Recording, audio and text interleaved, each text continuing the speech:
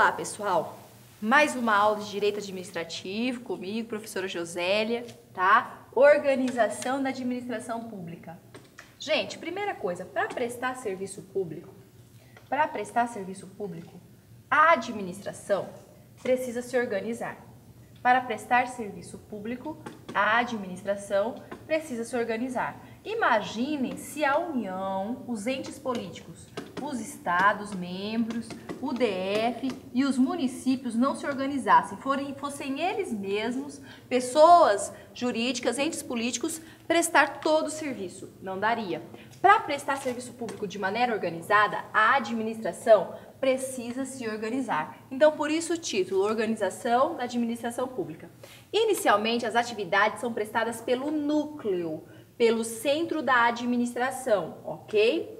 Atividades essa prestada pela administração direta de forma centralizada. Quando eu tenho o próprio núcleo, o próprio centro prestando o serviço público, eu tenho a administração pública prestando serviço, a administração direta prestando serviço de forma centralizada, o próprio núcleo prestando. Agora, galera, para o negócio ficar bom, para organizar, eu preciso que esse centro, que esse núcleo, transfira para outras pessoas, ok? Para aperfeiçoamento do serviço e busca da eficiência, este serviço público.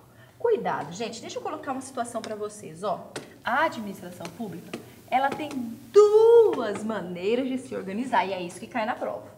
A administração pública pode se organizar por desconcentração. Primeira forma, por desconcentração. E quando eu tenho desconcentração, deixa eu até fazer esse quadro maior. Desconcentração, eu tenho a administração pública distribuindo competência de maneira interna. Na desconcentração, eu tenho a criação dos chamados órgãos. Pensem assim, ó, o ente, a União, se ela presta serviço de maneira centralizada, legal, já vimos. A administração direta prestando serviço centralizado. Mas se ela se desconcentra, e desconcentra para quê, Josélia? Para organizar o serviço, para poder prestar o serviço com melhor qualidade. Se ela se desconcentra, ela cria os chamados órgãos. Quando ela se desconcentra, ela cria a chamada administração direta. Então, a primeira forma que eu quero que vocês saibam da administração se organizar, antes a gente falar de descentralização, que é uma segunda forma, eu preciso que vocês saibam que se a administração se desconcentra, ela cria os chamados órgãos. Estamos aqui na administração direta. Por quê? Primeiro, os órgãos não possuem personalidade jurídica. Olha aqui, ó. É a própria União se organizando de maneira interna. Ela não criou uma nova pessoa. Então, os órgãos não possuem personalidade jurídica. Eles são o próprio ente prestando o serviço público. Pensem quando a União cria o Ministério da Justiça. Ministério da Justiça é órgão. Ministério da Justiça é a própria União. Ok? De maneira especializada, prestando serviço público. Ok? Olha aí. Não possui personalidade jurídica, ok?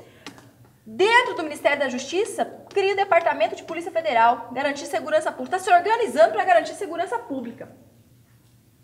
Ok? O que é isso? Desconcentração. Criação de órgãos. Órgãos não possuem personalidade jurídica. Se uma viatura da Polícia Federal bate no seu carro, você ajuiza a ação em face da União. Porque a pessoa jurídica é a União. A pessoa jurídica de direito público é a União e não o DPF, ok? Então, os órgãos não possuem personalidade jurídica. Como que eu crio um órgão? Através de desconcentração. Toda vez que você ouvir falar em desconcentração, você vai ligar a órgãos. Você vai ligar a organização da administração, a administração criando órgãos, a administração direta. Porém, existe uma segunda forma da administração se organizar, que é o quê? Descentralização.